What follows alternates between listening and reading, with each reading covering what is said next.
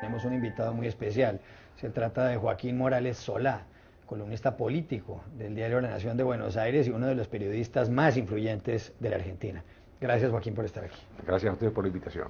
En los últimos días ha habido dos noticias importantes en su país. La primera, un fallo de la Corte Suprema, y la segunda, unas elecciones.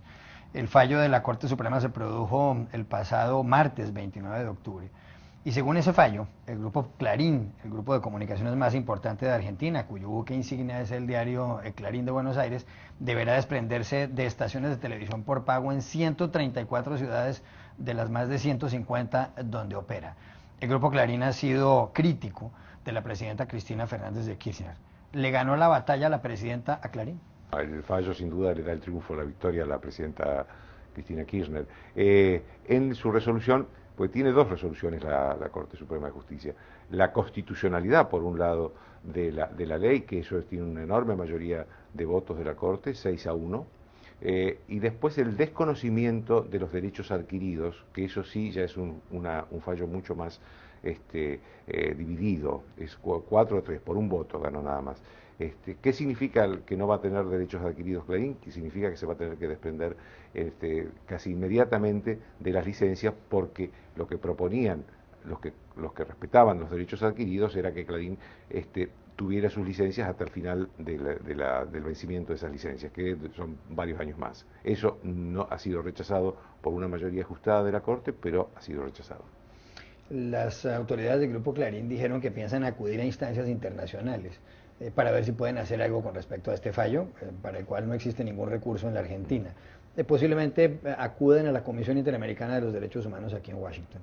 ¿Usted cree que ir a ese tipo de instancias fuera de la Argentina puede ser útil? ¿Usted cree que puede prosperar algún tipo de acción judicial en ese caso? A ver, no, la instancia que viene ahora no es la Comisión Interamericana, sino el Tribunal de Costa Rica, de San José de Costa Rica, el Tribunal de Derechos Humanos de San José de Costa Rica, que en Argentina tiene jerarquía constitucional, está dentro de la Constitución, es decir, es una instancia constitucional argentina. Ahora, lo que viene ahora son dos caminos. Uno es el de la implementación, que la Corte en sus considerandos, en este fallo del martes pasado, le hace serias advertencias al gobierno con la necesidad de que sea imparcial, de que sea transparente, de que no haya persecución, que obviamente en la implementación Clarín puede interponer recursos judiciales porque precisamente se violó esas consideraciones de la Corte Suprema de Justicia. La instancia internacional que a la que puede acceder Clarín no frena ningún efecto práctico de la ley dentro del país, hasta tanto no se pronuncie el Tribunal de San José de Costa Rica, pero bueno, hasta que se pronuncie el Tribunal de San José de Costa Rica seguramente la ley ya estará absolutamente implementada, ¿no? ¿Hay libertad de prensa en Argentina? A ver, si usted me pregunta si los periodistas podemos escribir o decir lo que queremos, la respuesta es que sí. Ahora, si usted me pregunta si los periodistas trabajamos tranquilos, entonces la respuesta es que no, porque hay una seria persecución personal contra los periodistas independientes de parte del gobierno, a través de la difamación, de la calumnia, a través de la imposibilidad de acceder a la información pública, cosa que también en el fallo último de la Corte Suprema de Justicia está el tema, donde la Corte le reclama al gobierno que respete el derecho de los periodistas de acceder a la información pública, porque no accedemos a la información pública. Es un gobierno que ha hecho del secretismo un culto. Y después hay una minoría fanática que está, muy poca gente que sigue los lineamientos del gobierno y que a muchos periodistas ya han tenido problemas en la vía pública, en el espacio público, ¿no? De insultos, agravios. En algún caso no me tocó a mí, pero estaba así Jorge Lanata, Magdalena Ruquiñazú, en una mesa de un foro de periodistas. Además fueron apedreados. Es decir, la persecución personal contra los periodistas es muy grande. Entonces digo, podemos decir lo que queremos, podemos publicar en escritos, en radio, en televisión, pero es cierto que también tenemos que sufrir las consecuencias personales de lo que hacemos y decimos. Es decir, hay un hostigamiento de parte del gobierno. Hay un hostigamiento que nos quita la necesaria tranquilidad que debemos tener los periodistas para trabajar y para hacer uso con plenitud de nuestro derecho a la libertad de expresión. Aunque la imparcialidad no existe y la objetividad tampoco, ¿cree usted que son imparciales hasta donde se puede u objetivos los medios de comunicación argentinos a la hora de cubrir lo que hace el gobierno de la presidenta Cristina Fernández de Kirchner? ¿O usted cree que son demasiado hostiles? No quiero ponerme en fiscal de los medios en general, puedo hablar del medio donde yo escribo y trabajo, que es el Diario de la Nación. Yo creo que el Diario de la Nación tiene una línea editorial determinada, pero también en sus páginas está la opinión de todo el mundo, de los que están a favor del gobierno, de los que están en contra del gobierno, y la información pura y dura es siempre muy objetiva. Este fallo de la Corte Suprema se produjo solo 2 días después de las elecciones legislativas del domingo 27 de octubre en Argentina, donde se renovó la mitad de la Cámara de Diputados y una tercera parte del Senado. En esas elecciones ganó, la fuerza más votada fue la de Cristina Fernández de Kirchner, pero es verdad que el resultado no le fue muy positivo según todos los análisis. ¿Fue coincidencial el hecho de que el fallo de la Corte Suprema se hubiera producido 48 horas después de un resultado que no era muy satisfactorio para la presidenta? Es extraño eso, porque para dar un fallo así la Corte podría haber esperado 10 o 15 días, no tenía ningún problema. Pero es extraño que 48 horas después haya sacado del escenario público a los líderes de la oposición que ganaron el domingo. El martes la Corte, con esta decisión sobre la ley de medios, los sacó, los eyectó del centro del escenario político. Pero la elección en sí fue una gran derrota del gobierno de la presidenta Cristina Kirchner. Si bien su partido es el que más votos tiene, hay que tener en cuenta que desde el 2001, desde el colapso terminal que tuvo la Argentina en el 2001, con el default internacional y todo lo demás, el sistema de partidos está destruido en la Argentina. Entonces, se es el principal partido frente a ningún partido. Ahora, hay que sumar los votos. La presidenta ha tenido un 67% de votos en contra de su gobierno. Pero yo creo que lo más simbólico de todos son dos resultados.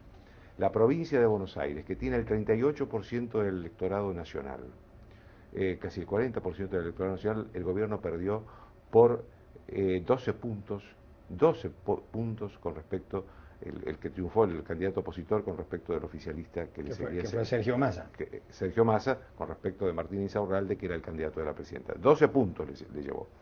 En 2009 el presidente Néstor Kirchner, el expresidente Néstor Kirchner fue candidato y perdió por 1,5 puntos y se desequilibró todo el sistema político. La derrota ha sido por 12 puntos. Y el otro tema es que el otro dato, que para mí es simbólico de toda esta derrota, es lo que pasó en la capital.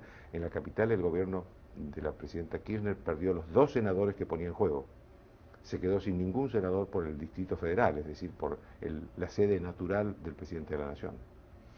Mire, Sergio Massa le ganó en la provincia de Buenos Aires a Martín Insaurralde, que era el hombre de Cristina Fernández de Kirchner. Es verdad que Massa viene también del peronismo y del movimiento de la familia Kirchner. ¿Va a ser Massa el próximo presidente de Argentina en las elecciones del 2015? A ver, yo creo que durante un tiempo, que serán 3, 4 meses, se va a hablar casi sin incluir a otros candidatos, solo de Sergio Massa, porque efectivamente es el hombre que ha corporizado la mayor victoria de la elección en el mayor distrito del país.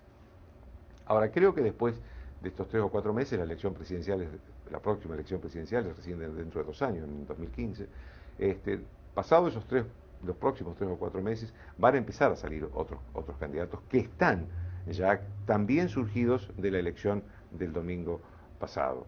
Está el alcalde de la capital federal, Mauricio Macri, está un centro, una alianza centrista y progresista como las del radicalismo y el socialismo, donde hay 2 personas que han hecho muy buenas elecciones en distritos muy importantes, como el ex vicepresidente Julio Cobos en Mendoza y el ex gobernador de Santa Fe, Hermes Wiener, en su provincia, Santa Fe.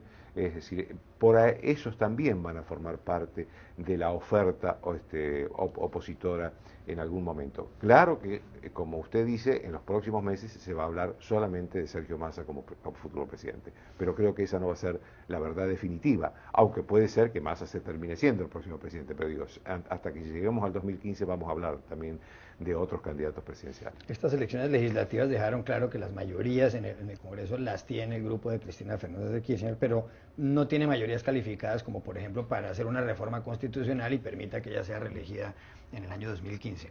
Pero la pregunta es, con un resultado desfavorable como este para ella y para su grupo político, ¿cómo cree usted que va a ser el gobierno de aquí a los comicios presidenciales, cuando faltan, qué sé yo, 2 años?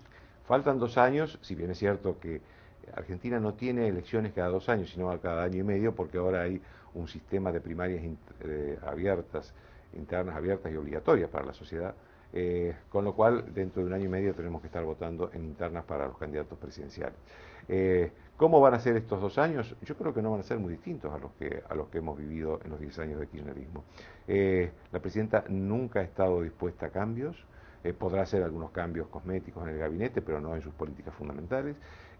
Antes de caer enferma, porque ella está ahora con un mes de reposo, pero antes de caer enferma ella fue muy enfática, no le importaba cuál iba a ser el resultado de la elección, ella dijo que sus políticas no las cambiaba.